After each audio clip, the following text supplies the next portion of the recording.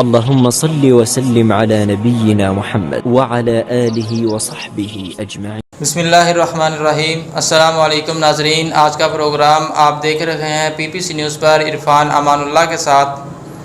آج ہمارے ساتھ بہت ہی پیارے مہمان محترم جناب حضرت مولانا قاری محمد صبغت اللہ احسن صاحب موجود ہیں۔ آج ہم ان سے بات کریں گے رمضان المبارک کے حوالے سے۔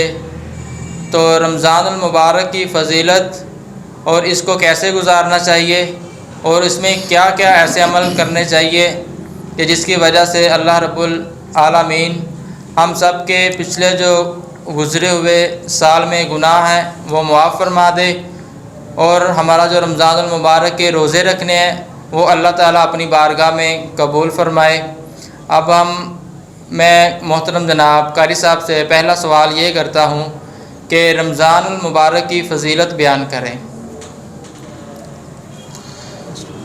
ان الحمد للہ والصلاة والسلام علی رسول اللہ، اما بعد فاعوذ باللہ السمیع العلیم من الشیطان الرجیم، بسم اللہ الرحمن الرحیم۔ یا ایہا الذین آمنوا کتب علیکم الصیام کما کتب علی الذین من قبلکم لعلکم تتقون۔ حمد و ثنا اور صلاۃ کے بعد بڑا ہی قدر و منزلت والا مہینہ ہم پہ سایہ فگن ہے۔ یہ وہ ماہ مکرم ہے جس میں اللہ رب العزت کی رحمتوں کا نزول ہوتا ہے۔ یہ وہ ماہ مکرم ہے جس میں اللہ اپنے بندوں کی دعاؤں کو قبول فرماتے ہیں، اور یہ وہ ماہ مکرم ہے جس میں اللہ مالک العلام اپنے بندوں کے گناہ معاف فرما دیتے ہیں، اور یہ ماہ مکرم ہے جس میں اللہ مالک العلام رحمتیں اور برکتوں کا نزول فرماتے ہیں۔ اور یہ مہینہ رمضان والا بہت افضل مہینہ ہے۔ امام کائنات محمد الرسول اللہ صلی اللہ علیہ وسلم نے فرمایا ہے، وَعَنْ نَبِي هُرَيْرَةَ قَالَ قَالَ رَسُولُ اللَّهِ صلی اللہ علیہ وسلم افضل الصیام بعد رمضان شہر اللہ المحرم۔ نبی مکرم میں اس حدیث میں رمضان المبارک کو تمام مہینوں سے افضل قرار دیا ہے۔ نبی پاک صلی اللہ علیہ وسلم نے فرمایا کہ سب سے افضل روزے رمضان المبارک کے روزے ہیں۔ تو اللہ سے دعا کیجئے کہ اس میں اللہ مالک العلام کی رحمتوں کا نزول ہو رہا ہے۔ اللہ مالک العلام اس مہینے میں اپنے بندوں سے پیار کرتے ہیں۔ اللہ مالک العلام اس مہینے میں اپنے بندوں سے الفت کرتے ہیں، اور ہمیں چاہیے کہ ہم اپنے دامن میں جو اللہ کی رحمتیں نازل ہو رہی ہیں ان کو سمیٹنے کی کوشش کریں۔ جو رب کائنات کی رحمتوں کا نزول ہوتا ہے اس سے ہم جھولیوں کو بھر لینے کی کوشش کر لیں، اور جو رمضان کا روزہ رکھتے ہیں اس کی اللہ ہمیں قدر بھی نصیب فرمائے۔ نبی پاک صلی اللہ علیہ وسلم کی حدیث ہے کہ من صام رمضان وعرف حدودہ کفر ما قبلہ۔ تو سرکار مدینہ فرماتے ہیں کہ جو رمضان المبارک کا روزہ رکھتا ہے پھر اس کی حدود و قیود کا بھی خیال کرتا ہے۔ حدود و قیود کا مطلب ہے کہ روزہ رکھا ہوا ہے تو روزے کی حالت میں غیبت سے باز رہتا ہے، چغلی سے باز رہتا ہے، زبان کی حفاظت کرتا ہے۔ بلکہ حافظ ابن حجر رحمہ اللہ نے روزے کے کچھ مراتب ذکر کیے ہیں۔ وہ فرماتے ہیں ایک روزہ وہ ہوتا ہے جو عام لوگوں کا ہوتا ہے، ایک روزہ وہ ہوتا ہے جو خاص لوگوں کا ہوتا ہے، ایک روزہ وہ ہوتا ہے جو اخص الخاص لوگوں کا ہوتا ہے۔ کہتے ہیں عام لوگوں کا روزہ دو طریقے سے ہوتا ہے، یا تو ان کے پیٹ کا روزہ ہوتا ہے یا شرمگاہ کا روزہ ہوتا ہے، اور جو خاص لوگ ہوتے ہیں ان کا جو روزہ ہوتا ہے ان کی نظر کا بھی روزہ ہوتا ہے، ان کے ہاتھ کا بھی روزہ ہوتا ہے، ان کے پاؤں کا بھی روزہ ہوتا ہے، یعنی کان کا بھی روزہ ہے، زبان کا بھی روزہ ہے۔ تو بھائی اگر ہم روزہ رکھیں اور روزے کی حدود کو پہچانیں کہ رمضان المبارک اگر آ جائے تو ہم اعراض کریں ایسی چیزوں سے کہ روزہ رکھا ہو اور سارے دن بندہ کوئی مووی میں لگا رہے، تو یہ روزے کی حدود و قیود کے خلاف بات ہے۔ اور اگر ہم نے روزہ رکھا جیسا روزہ رکھنے کا حق ہے، جیسے علامہ ابن منظور کہتے ہیں کہ ترک الطعام والشراب والنکاح والکلام، کہ روزہ اس چیز کا نام ہے کہ کھانا بھی چھوڑ دینا اور پینا بھی چھوڑ دینا، یعنی اور بیوی کے پاس جانا بھی چھوڑ دینا، اور یہ ساری چیزیں حلال ہیں۔ تو روزہ ایسی چیز ہے جو وقتی طور پہ میرے بھائیوں حلال چیزوں کو بھی بندے کو روک دیتا ہے، چاہے جا کے بندہ حرام کا ارتکاب کرے۔ اگر تو حدود و قیود میں رہ کر کے ہم روزہ رکھیں گے اور روزے کی اہمیت کو پہچانیں گے تو نبی پاک صلی اللہ علیہ وسلم نے فرمایا صحیح بخاری مسلم میں وَعن نبی ہریرہ عن النبی صلی اللہ علیہ وسلم من صام رمضان ایمانا واحتسابا غفر له ما تقدم من ذنبہ۔ سرکار مدینہ فرماتے ہیں اگر یہ حدود و قیود کو سامنے رکھ کے روزہ رکھا جائے اور روزے کی حفاظت کی جائے تو میرے محبوب نے یہ فرمان جاری فرمایا ہے کہ اللہ مالک النام اس بندے کے پچھلے سارے گناہ معاف فرما دیتا ہے۔ روزے کی وجہ سے بھی ایسے ہی روزے میں ہم قیام کرتے ہیں، نفل و نوافل پڑھتے ہیں، اور ہمیں یہ اعمال کرنے بھی چاہیے کہ اگر یہ بابرکت مہینہ آ گیا ہے، یہ رحمتوں والا مہینہ آ گیا ہے، اور بڑی قسمت کی بات ہے، پتہ نہیں اگلے سال کون رہے گا کون نہیں رہے گا۔ اور بہت سارے لوگ ایسے بھی ہوتے ہیں کہ رمضان کا اینڈ آتے آتے دنیا چھوڑ کے چلے جاتے ہیں۔ اللہ نے ہمیں موقع دیا ہے کثرت سے نفل و نوافل پڑھیں، ذکر و اذکار کریں، قرآن کی تلاوت کریں۔ تو امام کائنات محمد رسول اللہ صلی اللہ علیہ وسلم کی حدیث ہے وعن ابی ہریرہ عن النبی صلی اللہ علیہ وسلم من قام رمضان ایمانا واحتسابا غفر له ما تقدم من ذنبہ۔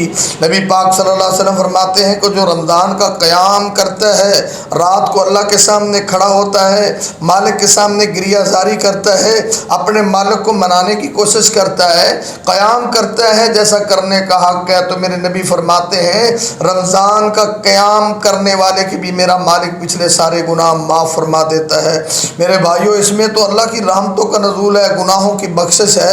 تو ہمیں بھی چاہیے کہ رمضان کی اہمیت کو سامنے رکھتے ہوئے رمضان کی قدر کیجئے، اور ان رمضان المبارک والا جو مہینہ ہے جس کو اللہ نے یہ شرف اور یہ فضل اور یہ مقام بخشا ہے، اللہ ہمیں بھی اس مہینے کی قدر نصیب فرما دے۔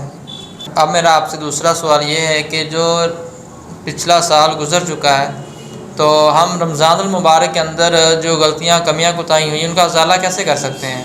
عرفان بھائی اصل مسئلہ یہ ہے کہ جب بھی پورا سال گزرتا ہے تو انسان نسیان سے انسان تو بھول جاتا ہے، مسٹیک ہر بندے سے ہو جاتی ہے، غلطیاں کوتاہیاں ہر بندے سے ہو جاتی ہیں۔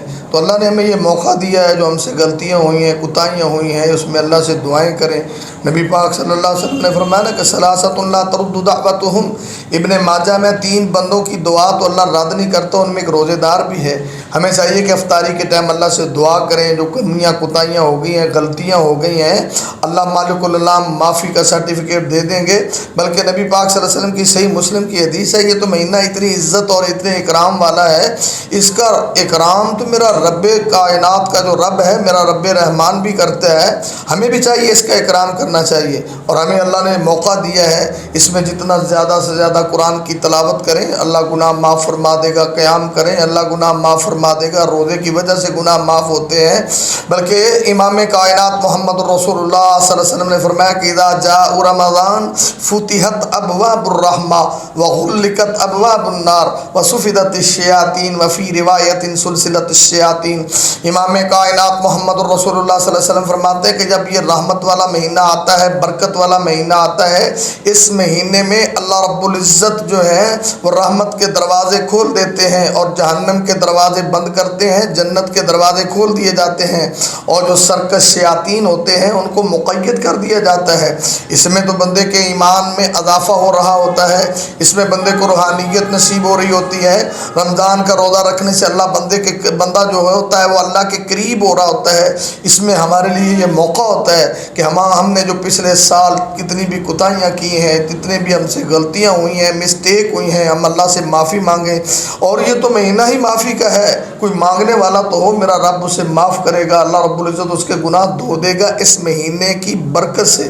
اور جو میں نے حدیث پیش کی ہے اس میں ایک بات یہ ہمیں پتہ چلتی ہے کہ اس مہینے کا اکرام تو اللہ بھی کرتا ہے۔ اب ہمیں یہ دیکھنا چاہیے کہ رمضان جب آتا ہے تو ہماری جو جتنی بھی مصروفیات ہیں اتنے میں چینج کتنا آیا ہے۔ اللہ رب العزت نے اس کے احترام میں جنت کے دروازے کھولے ہیں، جہنم کے بند کیے ہیں، اور ہمیں یہ دیکھنا چاہیے کہ ہم نے اس کے اکرام میں کیا کیا ہے۔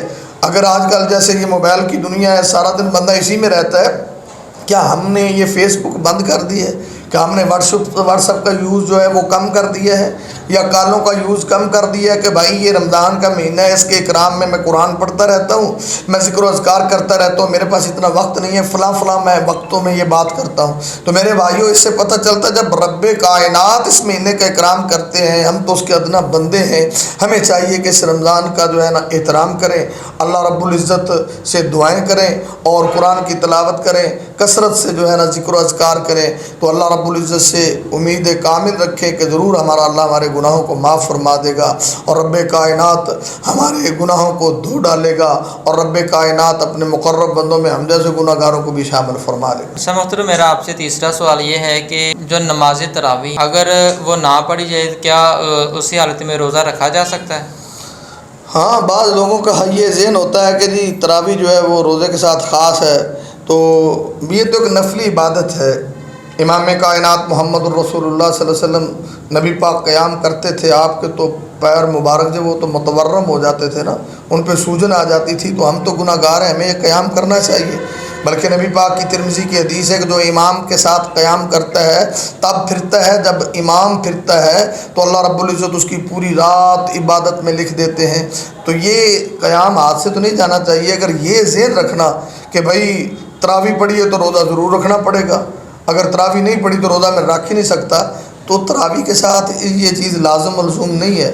یہ ایک نفلی عبادت ہے، روزہ فرض ہے، وہ آپ نے رکھنا ہی رکھنا ہے. آپ رات تراویح پڑھیں یا نہ پڑھیں، لیکن کوشش کیجئے کہ رات کا قیام کیا جائے، اس کا ایک علیحدہ اجر ہے. لیکن اس کو روزے کے ساتھ خاص کرنا کہ اگر میں نے رات تراویح نہیں پڑھی بھی روزہ نہیں رکھ رہا جی میں نے رات تراویح نہیں پڑھی، بھئی تراویح کے ساتھ اس کا کوئی تعلق نہیں ہے. تو اللہ سے دعا ہے اللہ ہمیں قیام بھی نصیب فرمائے، صیام بھی نصیب فرمائے. اقول قولی ھذا استغفر اللہ لی ولکم ولسائر المسلمین.